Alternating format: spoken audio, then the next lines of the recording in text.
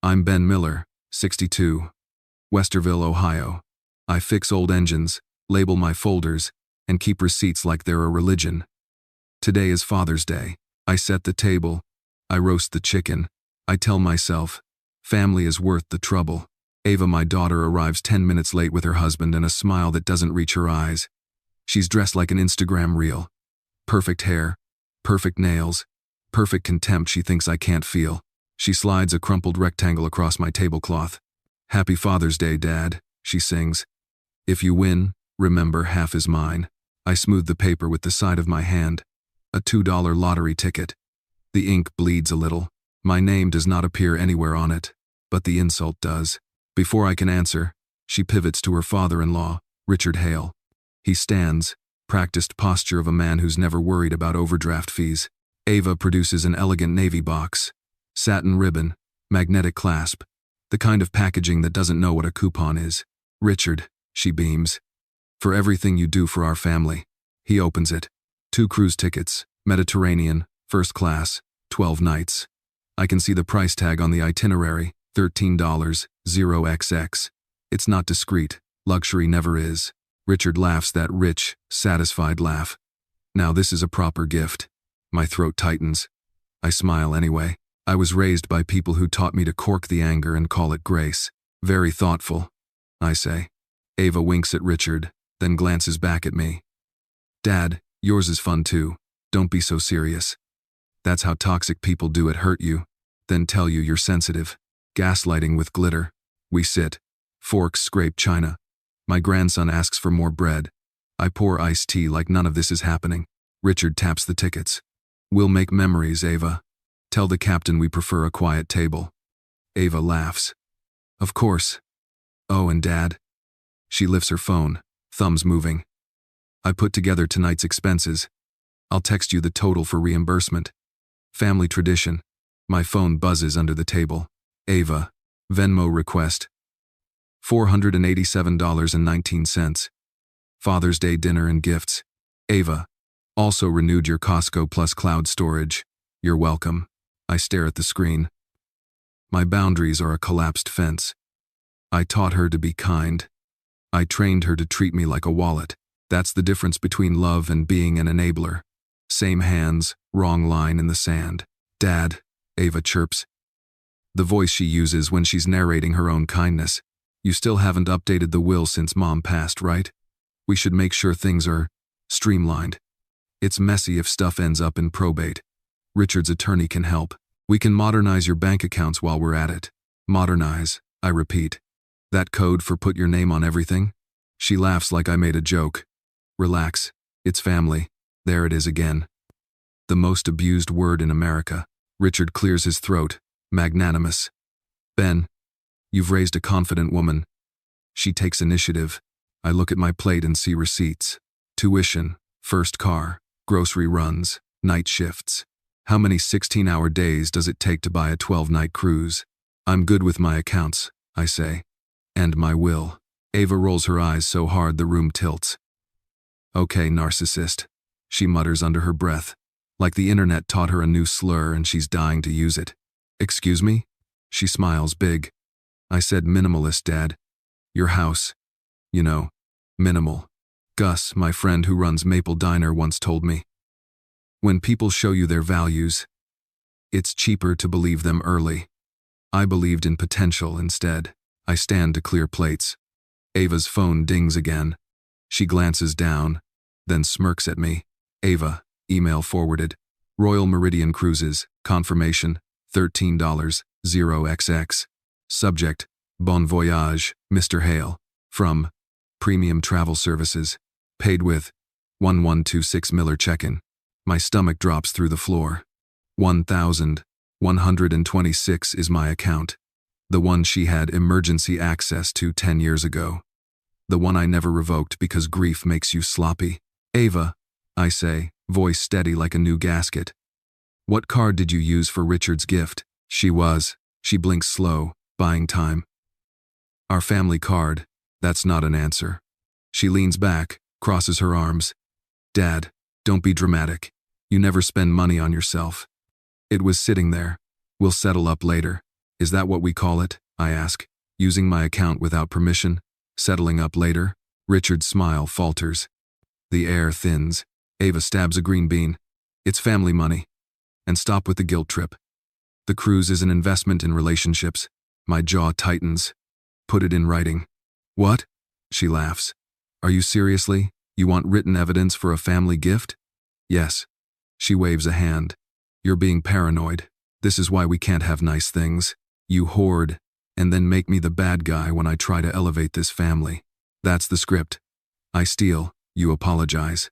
My phone buzzes again. Email. From Premium Travel Services. Subject. Payment authorization. Miller checking. 1,126. Body. Per Miss Ava Miller Hale's authorization on file. We processed $13.00 for the Hale Mediterranean package. Authorization on file.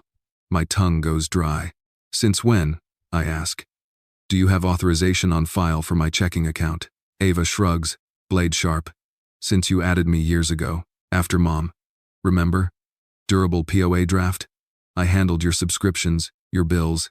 You begged me to help. Don't rewrite history. His nod of Procus. It's another gaslight. Take one vulnerable moment and mortgage it forever. Draft. I say. We never executed that power of attorney. And that was for emergencies, not for cruises. She stares like I'm inconveniencing her brand. Dad, stop. You're embarrassing yourself. It's done. And if you don't like your gift, maybe be grateful someone is willing to manage the things you can't. I push my chair back. The legs hiss on tile. The part of me that wants to keep peace tries to speak. I bench it. After dinner, I say. You and I will call the bank. We'll strip every authorized user from every account. We'll lock down Zelle, Venmo, anything with rails. We'll document what you charged and how you did it. Ava's spoon clinks. You're threatening me? On Father's Day, I'm setting boundaries. The word lands like a gavel, and I'm asking you to respect them. Richard lifts both hands, referee reflex. Let's not escalate. It's a misunderstanding. That's what enablers do, decorate the wound and call it a misunderstanding. I pick up the lottery ticket. The paper is thin, almost greasy. I hold up the $2 like evidence at a trial. This, I say quietly, is what you think I'm worth. Ava's mouth curls. If you win, half is mine. She repeats, louder, for the table. Witnesses and all. And did not a grapt of crew place. I fold the ticket in two, then in two again, and slide it into my shirt pocket because I am not quite ready to throw away the symbol of what this is. We clear the dishes in silence. I box leftovers for everyone because that's what I do when I don't know what else to do. At the door, Ava hugs me with her shoulders, not her heart. Don't overthink it, Dad. Text me your routing number. I'll streamline your bills this week. Don't, I say. She tilts her head. You're really going to make this ugly? I open the door. I'm really going to make this clear. They leave. Engines start. The house exhales. I stand at the sink, rinse 2 plates longer than necessary, and look at the cheap tickets corner peeking from my pocket like a dare. On my phone, a bank app. Miller checking, 1,126, sits open like an unlocked front door. I scroll the ledger. There it is, premium travel. There it is again, small charges, renewals, subscriptions, the kind of slow bleed you only feel when you finally stop it. I take a picture of the table, of the gift box, of my phone screen with the charge details. Written evidence, time-stamped, fed into a folder named Boundaries because sometimes a fresh folder is the start of a new life. I remove the ticket, look at the numbers without seeing them, then press the paper flat on the counter like I'm ironing out a lie. $2. An invisible slap. I close my fist. The next call I make won't be to apologize. It'll be to the bank, and then if I have to a lawyer. Fade out. Morning hits like a summons. I brew coffee, open the bank app, and stare at my ledger as if it were a crime scene. It is. Premium travel $13, 0xx, 2 pages down. Renewals I didn't approve. Cloud storage I don't use. A streaming service I don't watch. The bleed was slow until it wasn't. I hit the number on the back of my debit card. First National Bank, this is Rebecca. How can I help you today? Nows. My name is Ben Miller. I need to remove all authorized users, lock down Zelle, Venmo, set a temporary ACH block, and close and reissue my checking account ending in 1126. There are unauthorized charges, including a $13 0xx travel purchase. Rebecca's voice shifts into professional gear. Understood, Mr. Miller. Let's start by verifying identity. We go through security questions. Mother's maiden name. Last deposit amount. Two-factor ping to my phone. I pass. I see an authorized user, Ava Miller Hale, she says. Remove her immediately. Done. I'm also enabling transaction alerts for any charge over $50 and disabling external payment rails until we migrate you to a new account. Today. Good. And please freeze the old debit card, order a new one rushed, and escalate the premium travel charge as disputed. I have written evidence that I did not authorize it. I'll open a case number now. You'll receive an email. Case number FN27419. We'll also file a note that any claim of power of attorney must be produced in writing with notarization before we speak to anyone but you. We never executed a POA, I say. If someone waives a draft, it's not valid. Understood. I'm also placing a verbal password on your profile. What word would you like? Boundaries, I say. And the universe hears it. Final step, Rebecca adds. I recommend a new account number. We'll mirror your recurring bills you approve and cancel anything else. You'll receive a fraud affidavit to sign. Send it. I hang up, and the silence has edges. I open a new folder on my desktop. 1. Finance. Lockdown. I drag in screenshots, the premium travel email, the bank ledger, Ava's Venmo request, timestamped. My phone lights up like a siren. Ava, are you kidding me? Nordstrom just declined my card. I was standing there with an $800 bag. Humiliating. Ava, did you seriously remove me from your accounts on Father's Day weekend? Ava, grow up. This is toxic. I call her. She opens with artillery. What did you do, Dad? Protected myself.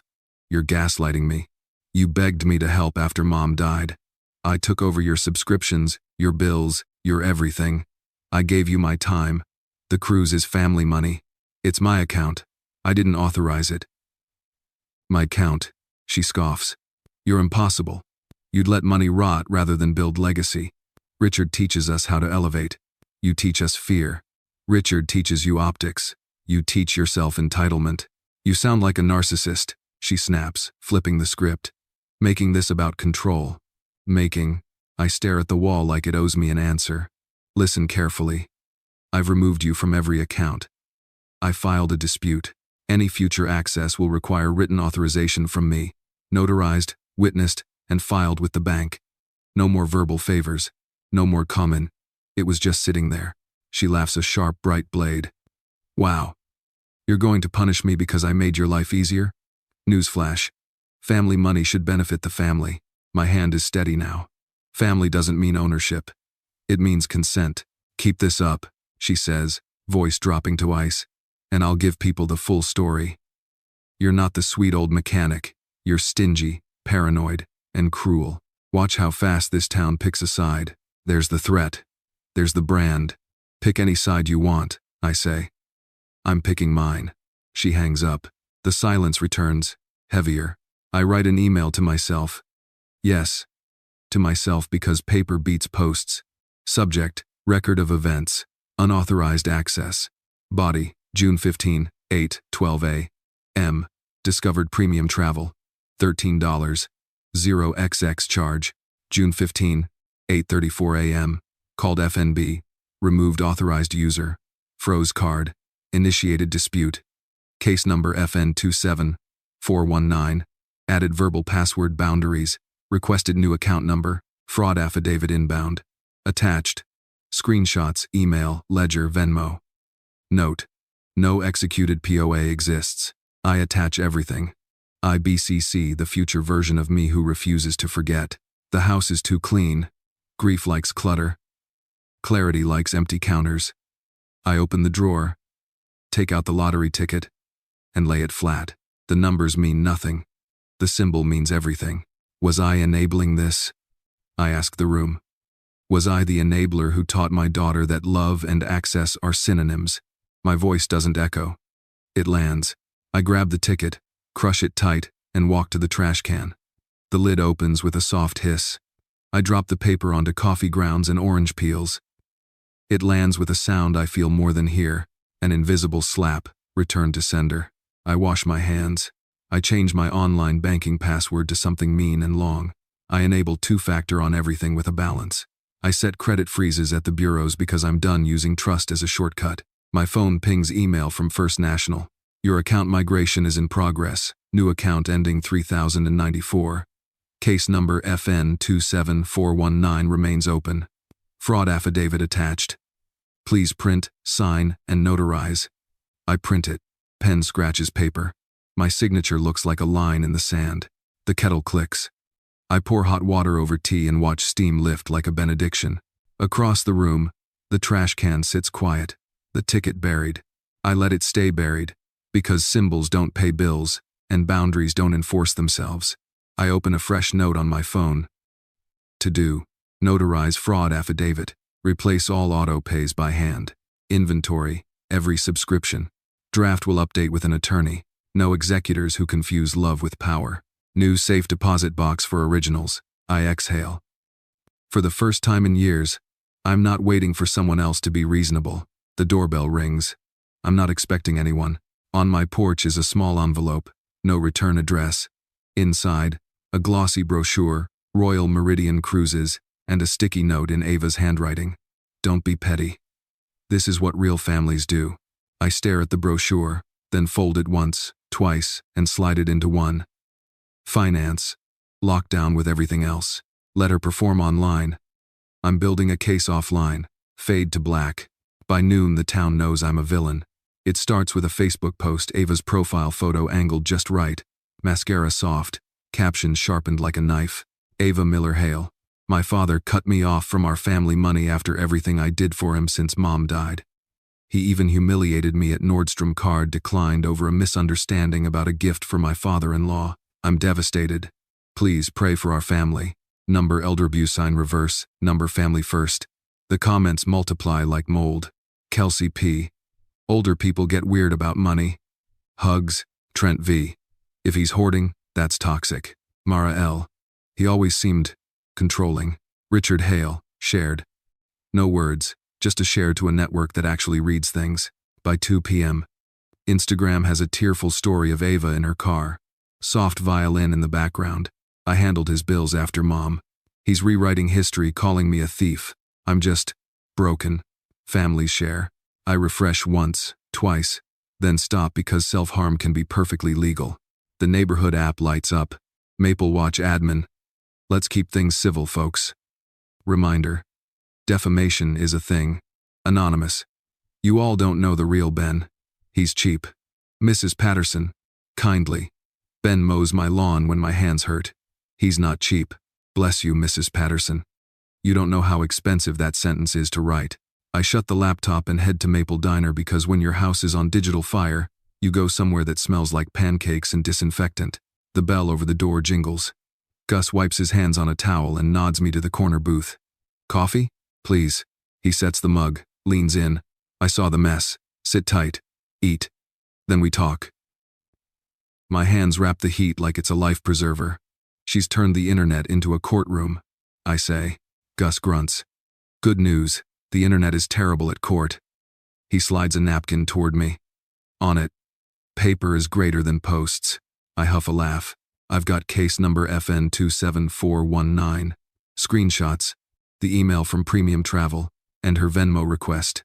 I'm building a folder. Good. Now build a wall. He jerks his chin at the door. A woman in a navy blazer steps in efficient posture, eyes that clock, exits and lies. That's Natalie Brooks. Lawyer. Eats bullies for breakfast. She approaches, offers a firm, respectful handshake. Mr. Miller, Gus said you might need counsel. I'm not here to stir drama. I'm here to keep your life small and your rights big. I don't want a war, I say. I want my boundaries. Great, she says. Boundaries with teeth. Start with a cease and desist for false statements. We'll include a demand for retraction. But more important, don't engage online. Every comment is gasoline. Gus sets a plate of eggs. I realize I'm starving. Natalie slides into the booth. Walk me through. 1. No executed POA. 2. Unauthorized use of your account ending 1126. 3. You've removed authorized users, filed a dispute, and changed to 3094. Right? Right. Good. I'll draft letters to Ava, to any platforms we need, and to Premium Travel for their sloppy authorization on file. If they processed off a stale profile without current consent, they're exposed. She'll say it's family money, I mutter. Natalie nods. Classic gaslighting. In law, consent isn't a vibe, it's a document. Speaking of documents, we'll do a sworn affidavit timeline, exhibits attached. You've already started the archive? Utelment. I show her the folder on my phone. 1. Finance. Lockdown. Subfolders. Bank. Emails. Social posts. Screenshots. Calls. Perfect, she says. Also, stop using text for anything consequential. We email for a paper trail. If she texts, you screenshot. If she calls, you follow with a confirmation email. As discussed, I take notes on a placemat because the pen is already in my hand. Natalie lowers her voice. Ben, I'm going to ask a hard question. Is there anything you posted that we'll have to clean up? No, I say. I've kept quiet. Good. Quiet wins, loud loses. She pushes a business card to me. The back reads, "Say less. Save more." Gus laughs. I keep telling people the same thing, but they think I'm just a cook. Natalie stands. I'll email you drafts tonight. One more thing. Consider updating the will with a neutral executor and, if necessary, a trust with clear no-contest language. If someone challenges, they get nothing. What does that cost me? I ask. Less than a cruise, she says, and walks out, leaving competence in her wake. I eat.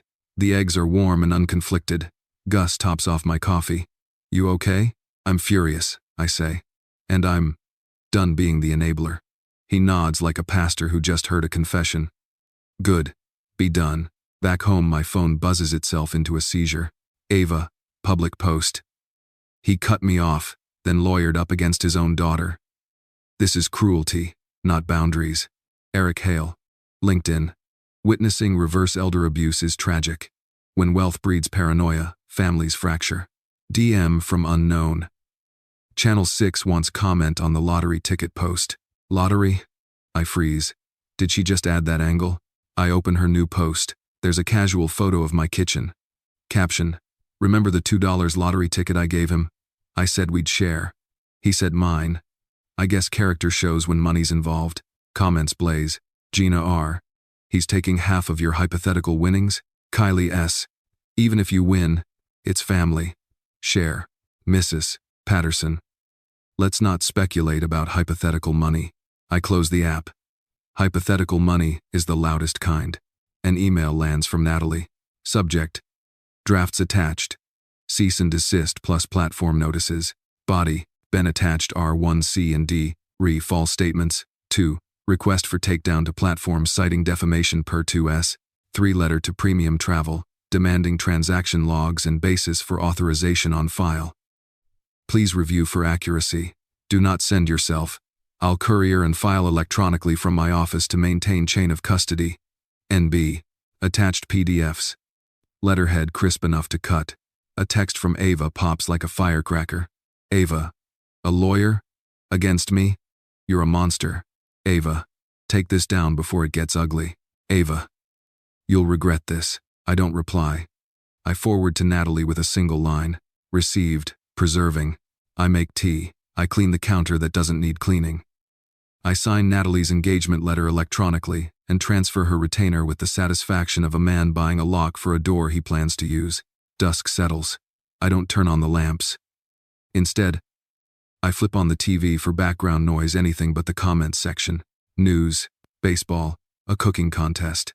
Then the bright, bouncy jingle of the state lottery show. An announcer with too many teeth welcomes Ohio to the drawing. I almost change the channel. I let it run. It's just noise, I tell myself. White noise that fills the space where I used to apologize. Fade out. The lottery jingle keeps talking after I stop listening. Then the announcer starts reading numbers like a priest reciting last rites. Tonight's winning Powerball numbers are 7, 14, 23, 35, 42. Powerball, 18. My hand freezes on the remote. Those numbers aren't strangers. They are déjà vu with a pulse. I don't breathe. I don't blink. I see my kitchen in my mind, the counter, the coffee mug, the corner of a $2 ticket peeking like a guilty secret before I buried it. I move. The chair scrapes. The trash lid yawns open with a soft hiss like it's happy to see me. Coffee grounds. Orange peels. A yogurt cup, still sticky. I dig with both hands, slow, careful, like I'm disarming something that could go off and ruin me forever. My fingers find a damp rectangle stuck to the side of the can, sodden but intact.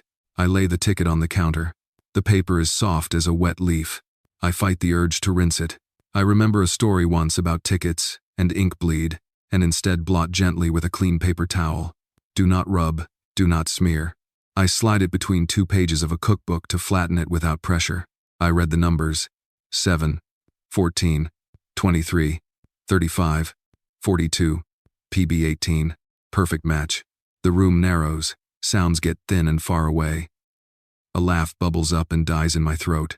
Okay, I say to the empty house. Okay. I snap photos from 3 angles with the timestamp on, then a video. My voice, steady now, reads the numbers and pans across the ticket, the TV, the time, chain of custody for me, if for no one else. I open my laptop and type, Ohio lottery claim procedures. The website confirms what Natalie would say. Do not sign or alter anything until instructed. Protect the ticket. Make a copy. Call the hotline. I put the ticket in a Ziploc, air pressed out, then into a hard plastic sleeve I used to store old car titles. No lamination permanent is the enemy of verification. I dial the number on the screen. A cheerful recorded voice doesn't understand that my life is a car on the lift with no bolts in. Ohio lottery winning numbers for tonight. 7, 14, 23, 35, 42. Powerball 18. Estimated jackpot $120 million. I call again. I make it real twice. Next, email to Natalie. Subject: urgent ticket matches. Tonight's numbers. Body: Natalie. My discarded $2 ticket appears to match tonight's draw. Photos and video attached with timestamps. I have not signed the back yet. Ticket is dried, blotted only. Placed in sleeve, stored on my person. Please advise on immediate next steps, security, anonymity options, tax counsel. Ben.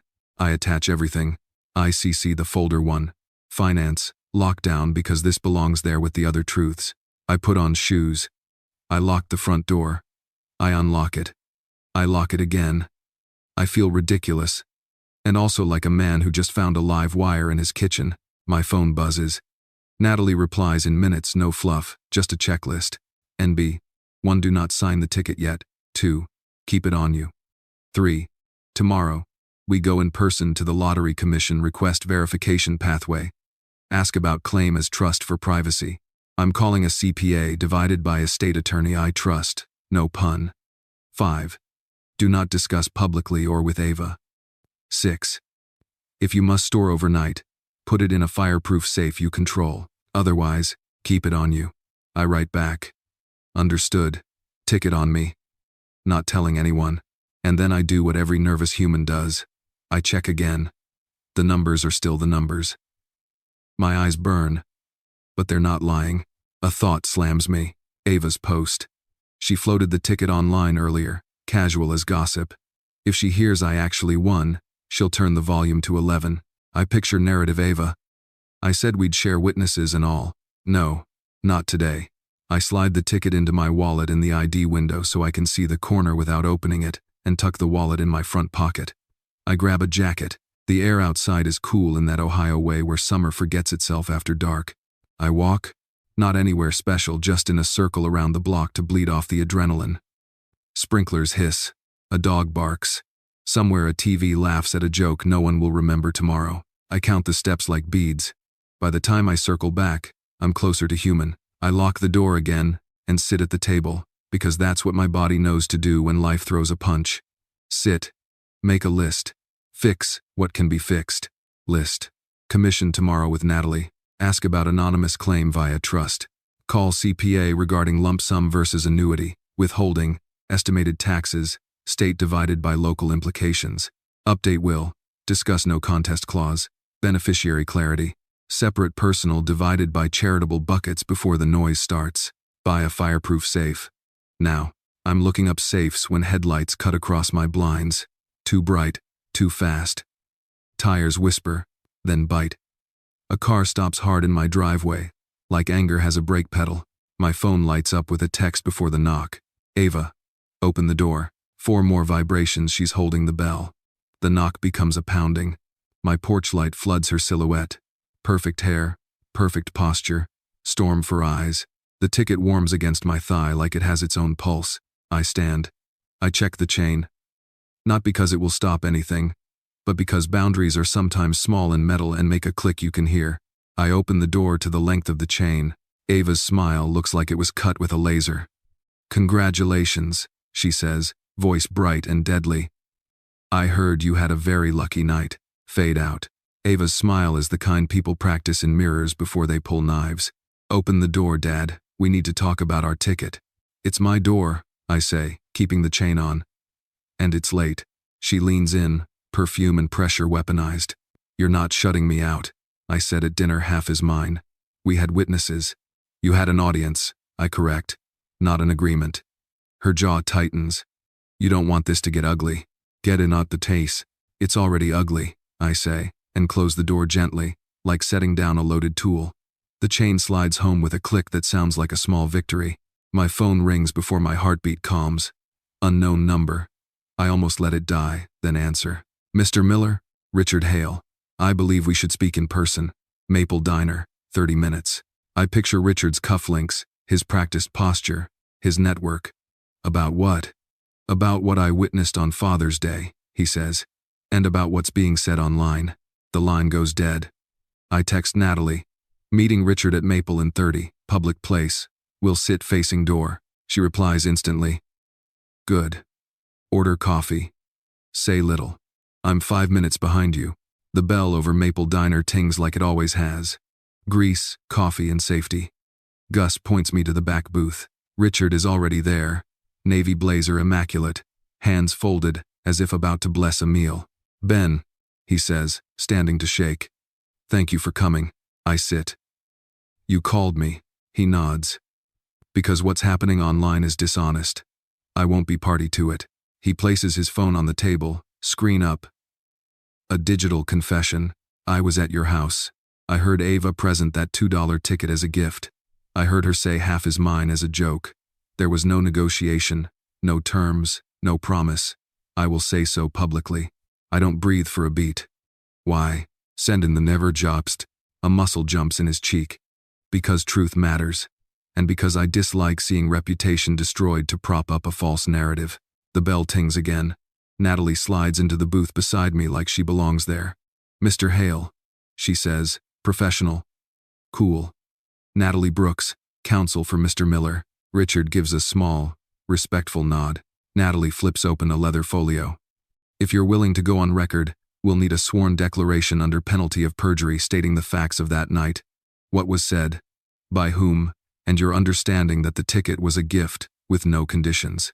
I'm prepared to do that, Richard says. He glances at me. And I can post a shorter version now to begin correcting the record.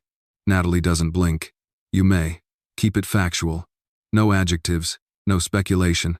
I'll draft the full affidavit and send to your counsel for signature and notarization. Gus materializes with 3 coffees like he read the script.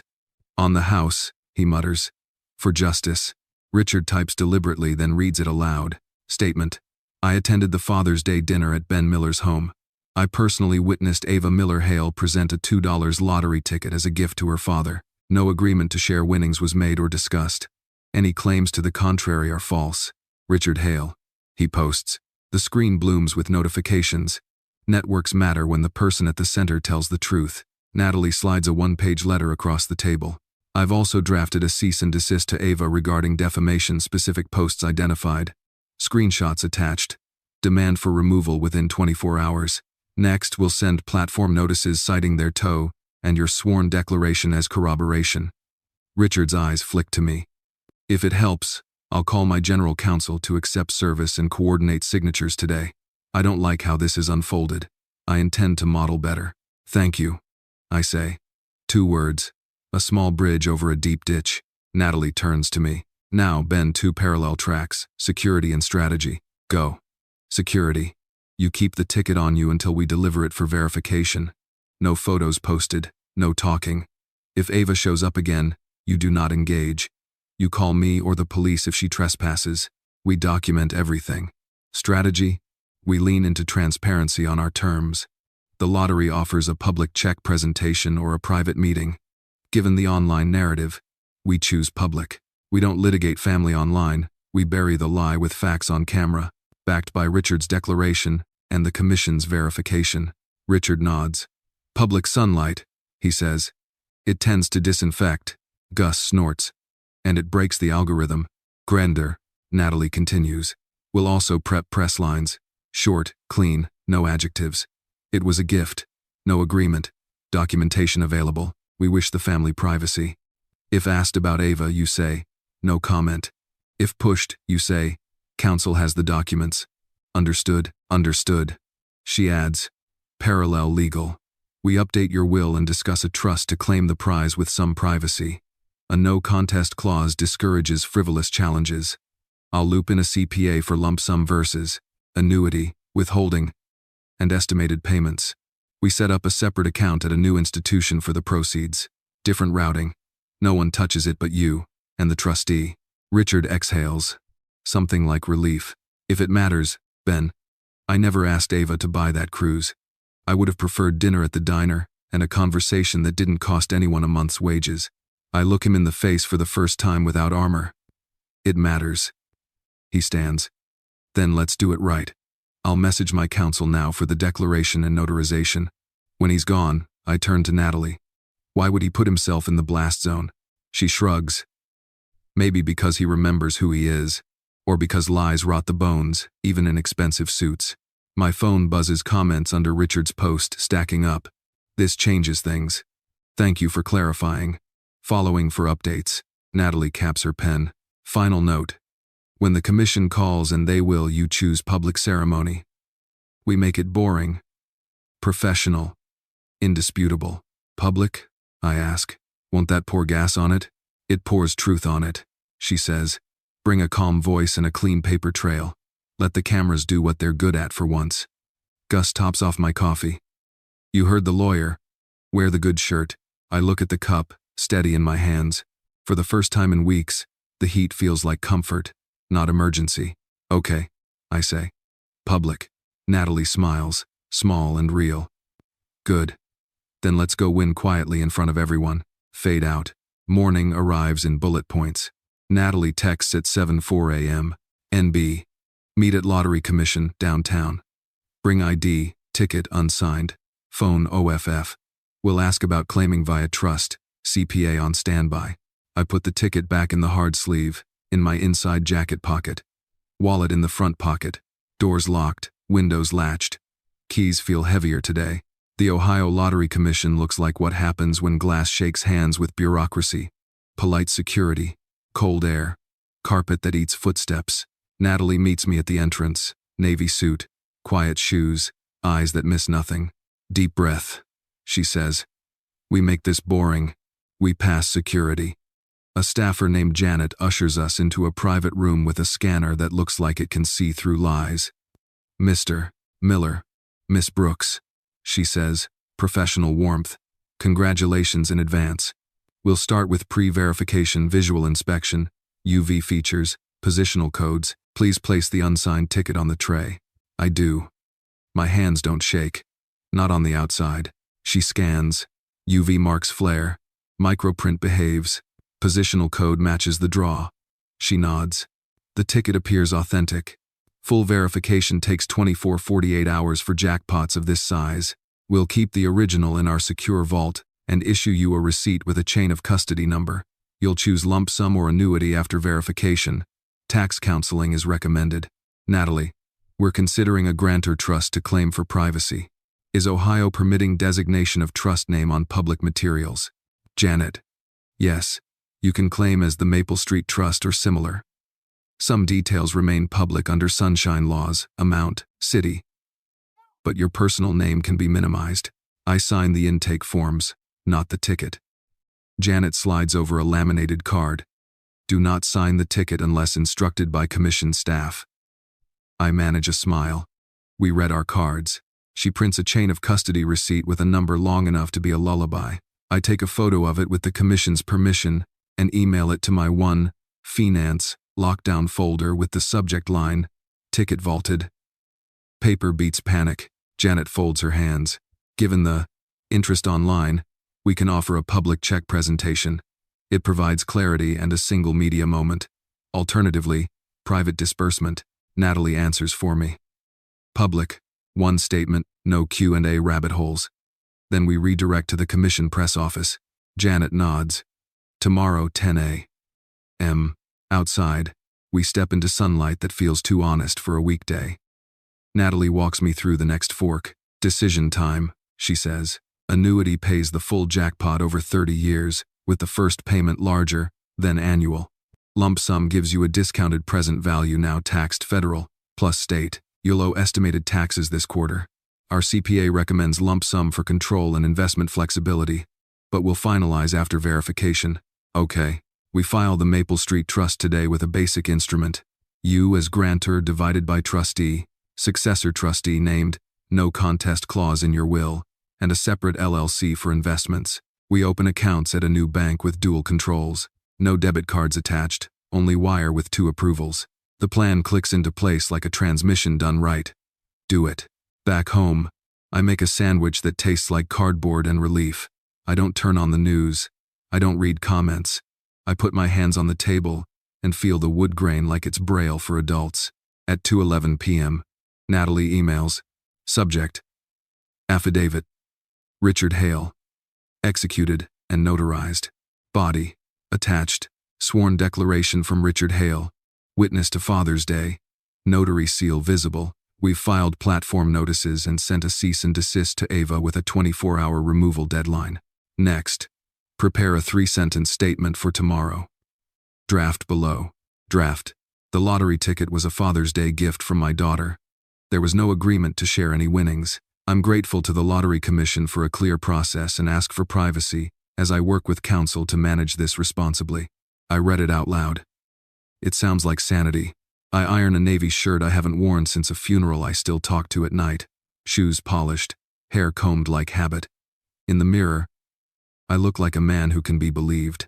Sleep comes in short, suspicious pieces. Morning arrives like it never left. The commission lobby buzzes, camera crews, tripods, cables like snakes politely coiled. An Ohio lottery backdrop waits with a smile printed on vinyl. Janet meets us with a schedule and a smile meant for live TV. Mr. Miller, 2 minutes to staging. Trust name approved. Maple Street Trust. Thank you. She gestures to a side room. Media will ask about the family posts. Our spokesperson can deflect, but if you choose to answer, keep it factual and brief. Natalie takes my elbow. You'll say your 3 sentences. If they push, you say, counsel has the documents. If they push again, you say nothing. I nod. Nothing is my new hobby. We step onto the small stage. The big cardboard check is lighter than it looks. Cameras blink. A murmur sweeps the room like wind before rain. Janet opens. We're here to celebrate a $120 million Powerball win, claimed by the Maple Street Trust of Westerville. Congratulations to our winner. Applause. It feels like static electricity present, not dangerous. I step to the mic, script in my pocket, words in my mouth. The lottery ticket was a Father's Day gift from my daughter, I say. There was no agreement to share any winnings. I'm grateful to the Lottery Commission for a clear process and ask for privacy as I work with counsel to manage this responsibly. I step back. Natalie's presence is a bracket at my side. A reporter leans forward. Mr. Miller, are you estranged from your daughter? She's posted claims that I hold up a palm, not to silence, but to steer. Counsel has the documents. Another reporter. Is it true there was a verbal? Counsel has the documents. From the rear, a voice slices through the civility. That's my ticket. Security stiffens before I turn. Ava and Eric push through the doorway, faces flushed. Urgency rehearsed. A guard intercepts, palms out. Ava points at me like she's stitching a new story in air. I bought it. I said half is mine. Everyone at dinner heard me. The room hums higher. Janet speaks into her mic with butter-smooth authority. "Ma'am, this is a commission event. Please step back." Eric tries a different angle, measured. Banker, serious. "At minimum, there's a dispute over ownership. Why proceed publicly?" Natalie steps to a side mic like she paid for it. "There is no dispute. The commission has verified the ticket's authenticity and chain of custody. A sworn, notarized declaration from a third-party witness confirms the ticket was a gift with no conditions. Platform notices have been filed regarding false statements. We have no further comment." The words land like weights. Reporters pivot from Ava back to the lectern looking for official oxygen. Security escorts the couple to a designated area. No cuffs, no scene, just boundaries and vests. Janet closes with weather and traffic efficiency. "Thank you, everyone. The commission will handle additional inquiries. We congratulate the Maple Street Trust." Flashbulbs pop. Pens scribble. I exhale for what feels like the first time in a week. Outside, air and sky. Natalie walks me to the curb. "You did well," she says. "You were boring." High praise. She smiles. Highest. Now we go quiet again. Verification finishes. Funds wire to the trust account at the new bank. CPA will meet us to plan withholding, estimated payments, and an investment policy statement. No sudden gifts. No loans. Cooling off period. 90 days. Copy that. Across the lot, I catch a glimpse of Ava and Eric by their car, arguing under their breath. She gestures sharply. He stares at the asphalt like it owes him interest. For a second, grief taps me on the shoulder. I nod to it. Then I keep walking. Natalie hands me a one-page printout. "Your press lines just in case someone corners you at the grocery store. Tape it to the fridge if you need to." I fold it into my pocket next to habit and a wallet that doesn't carry the sun anymore. "Next stop?" I ask. "Bank," she says. "Then the attorney to finalize trust and will. Then a sandwich. Then rest. You survived the lights. Now we build a life that doesn't need them." We cross at the light. Cars idle, then move on. I do the same. The cameras are gone, but the echo lingers. By afternoon, the commission has my ticket in the vault, my trust name on paper, and my statement on the record. The plan now is quiet. Banks, signatures, sleep. The doorbell rings like it didn't get the memo. Through the glass, Ava eyes red, makeup perfect. I open the door to the chain again because I like the sound it makes. "Dad, can we talk, please?" I unhook the chain. I let her in. I keep the room small. No coffee, no cookies, no nostalgia. She perches on the edge of the couch, twisting a tissue. "I'm sorry about yesterday. About the scene. Eric," he pushes. "Things are tight." "How tight?" She inhales. "We're behind on the mortgage. MX is angry. Eric's fund lost 2 big clients. If we had $2 million, we could reset, pay off the house, clear the cards, stabilize the business. You'd still have over 100 million. This is a rounding error for you." There it is. The number she rehearsed in the car. "I love you," I say. "But no. Another fired, with thing 2. She blinks. "No? No loans. No gifts. Cooling off period. My lawyer and CPA both agree. 90 days. Minimum." Her head tilts like she heard a foreign word. "Dad, that's performative. You're punishing me." "I'm protecting me," I say softly. "And I'm giving you a chance to protect you. The problem isn't the balance in your account. It's the budget, the image, the entitlement that keeps setting your hair on fire." Her voice hardens. "So you'd watch your daughter lose her house while you sit on a pile of money? I watched you use my checking account to buy a cruise for another man and then call it family money." She flinches, then recovers. "I admitted I was wrong. I were dumb, others laid it. You admitted you were caught." The tissue shreds. 2 million is nothing to you." She presses. "This is family. Family is consent and respect," I answer. "Not access." Her shoulders square. The mask slides into place. "Here's what's going to happen. If you don't help, you will not see Jake. You will not be invited for Thanksgiving, Christmas, graduation. We will be done." I let the words park. "They don't need a ticket. They won't stay long. I won't negotiate with threats," I say. "If you choose distance, I'll grieve it. But I won't trade boundaries for contact." She stands so fast the air moves. "You've changed." She spits. Money made you cruel. I shake my head. Money made me honest. The door closes behind her. I lock it gently. My hands don't shake. My heart does. But it's allowed. I text Natalie. Me. Ava asked for $2M. I declined.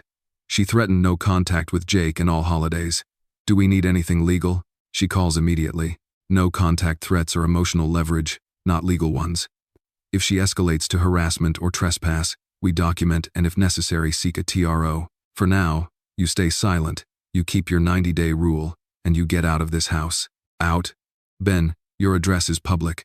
Today was a spotlight. We need you off the grid for a bit. Short-term rental or move. You mentioned Dayton wants shop for sale. Thank you for watching. Woods, Classic Auto. I say, tasting the name for the first time. Then let's make it real, she says. One more thing before you go. Her voice softens, something private arriving. I didn't tell you earlier because I didn't want to steer you with my story. But you should know why I'm intense about this. Okay. My mother, she says, steady, lost everything to a son-in-law who called it family money. He used a stale POA draft, a shared login, and a manufactured narrative about helping while he drained her accounts. She was too ashamed to fight until it was too late.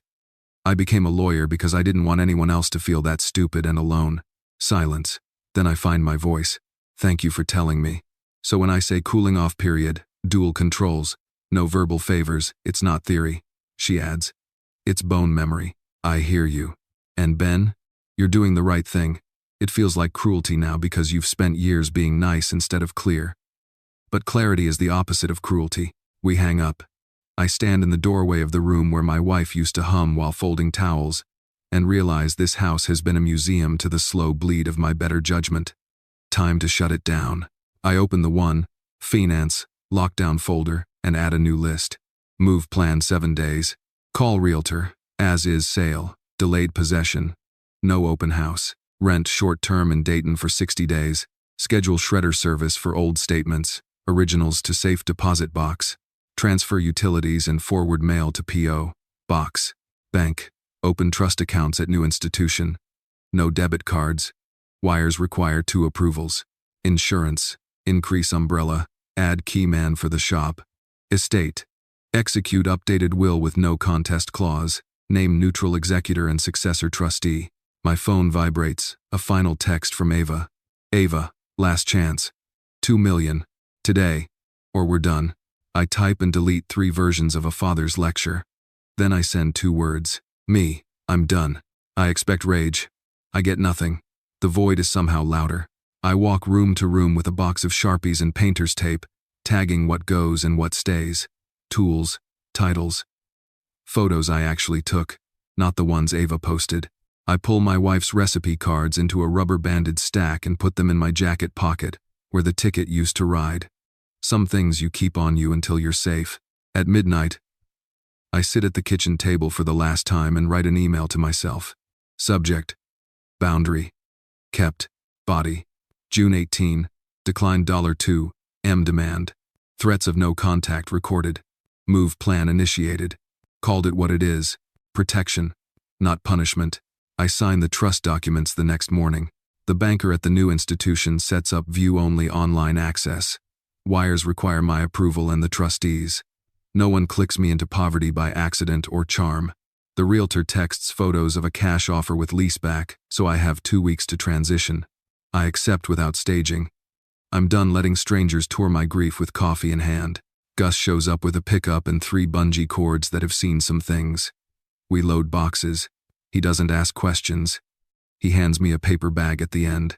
Inside, diner coffee in a thermos and a napkin scrawled.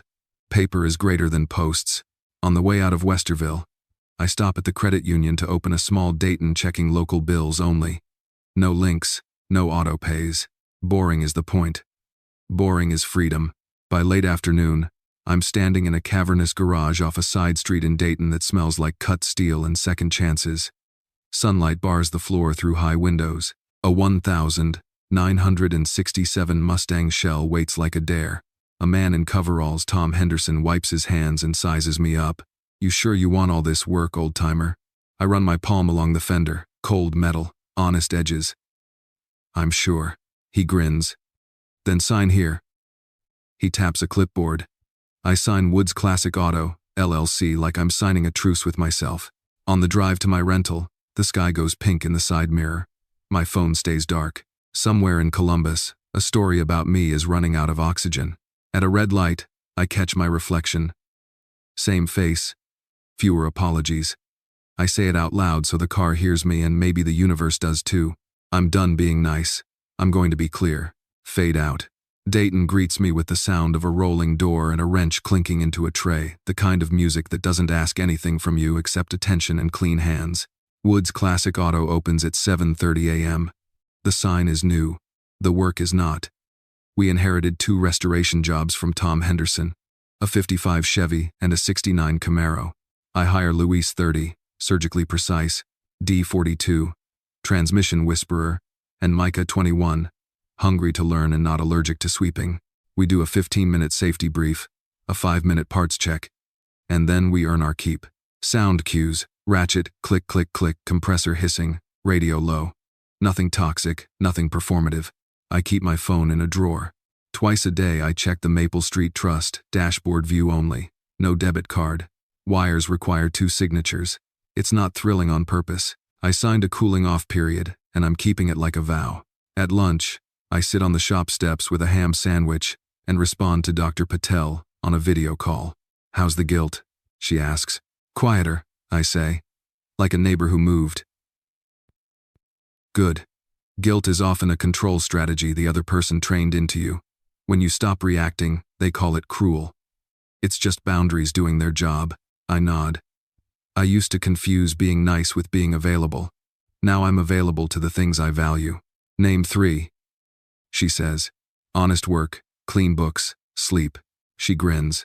That's a nervous system healing. We hang up. I tack a whiteboard to the office wall. No rush jobs. No favors. Paper is greater than posts. Across town, I sign documents to formalize the Single Fathers Fund at the local community foundation 501. C. 3. Sponsorship. Board of 3. Not family. Grants capped at $2,500 for legal fees, therapy, and emergency childcare. I seat it with a modest check from the trust reviewed by the CPA, approved by the trustee, because generosity without structure is just a new door for chaos. At 3:10 p.m., I torque the Camaro's rear main seal and think about how many years I slapped duct tape on broken boundaries and called it love.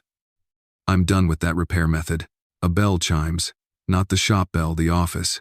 I wipe my hands, head in, and find Richard Hale in a sport coat staring at a dashboard from 1972 like it's a museum piece. Didn't expect to see you in Dayton, I say. He turns, offers a plain smile I haven't seen from him before. I was passing through. Thought I'd say something I should have said sooner. He gestures at the lift.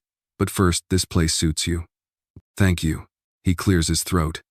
Ava and Eric have recalibrated. My sworn declaration cost me some dinners, then bought me some self-respect. Their posts came down after Natalie's letters and the platform notices. There may be more. Fallout. You don't owe me forgiveness for any part I played. I do not things and resulting depressed. I do not things and resulting depressed.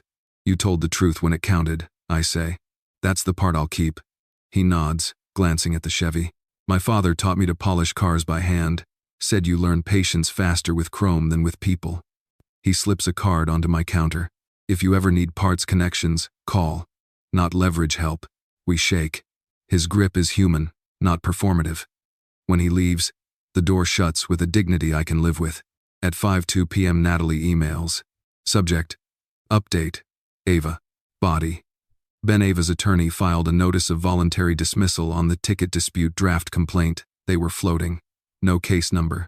Nothing was docketed beyond an initial demand letter. Our C&D plus Richard's notarized affidavit plus the commission statement did the job. I've archived the withdrawal. Reminder. Remain silent. Cooling off period stands. I exhale like I just set down an engine block. I reply with 2 words. Thank you. She pings again. Lighter. NB. CPA finalized withholding estimates. We set up quarterly vouchers and a 72-hour rule.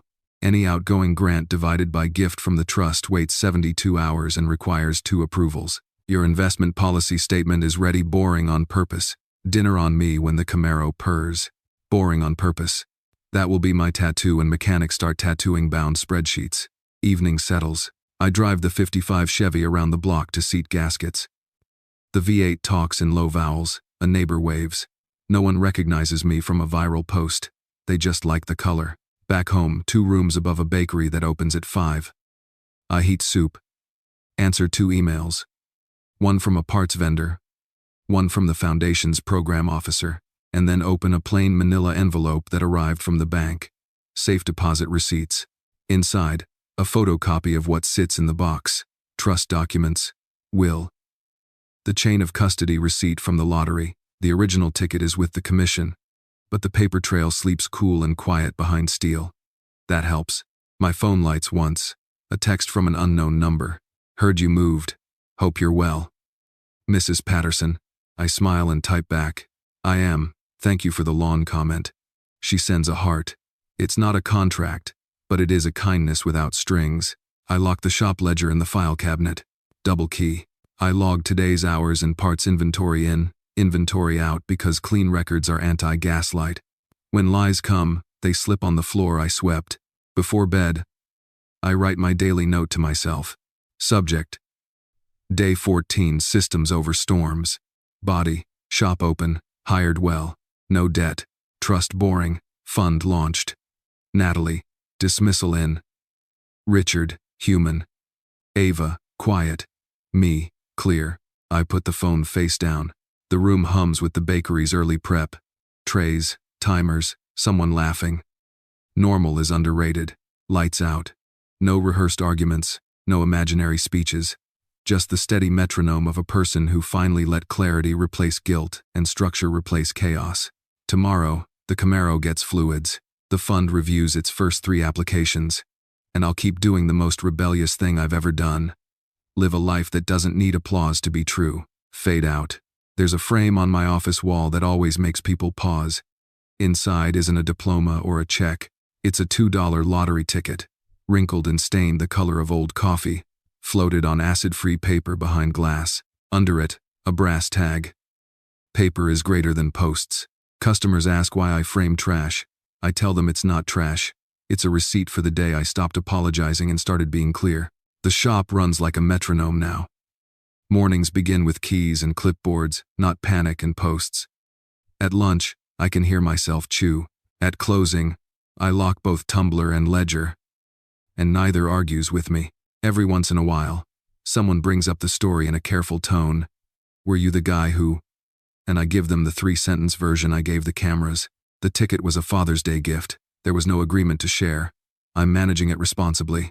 In body and slodes. If they push, I add the 4th sentence. Counsel has the documents. Then I go back to work. I don't know what Ava will choose next. Silence isn't closure, but it's not war either. I left a door unlocked in my heart. Not my bank. Not my shop. Just that. This is the part where stories usually cut to fireworks or forgiveness. I don't have either on demand. What I have is the quiet choreography of a life that finally fits. So here's the epilogue I needed, and the lessons I wish I'd learned sooner. Voiceover for anyone who ever confused love with access. What the story meant for me. Boundaries aren't punishments. They're instructions for how to treat me. When I enforced them, I wasn't being cruel. I was being accurate. Gaslighting sounds reasonable. It's family money. Don't make this ugly. You're paranoid. The test is simple. Where's the consent? Where's the paper? Enabling wears kindness like a costume. I called it love. It was actually fear of conflict, of being alone, of being called selfish. Once I chose clarity over guilt, the room got bigger.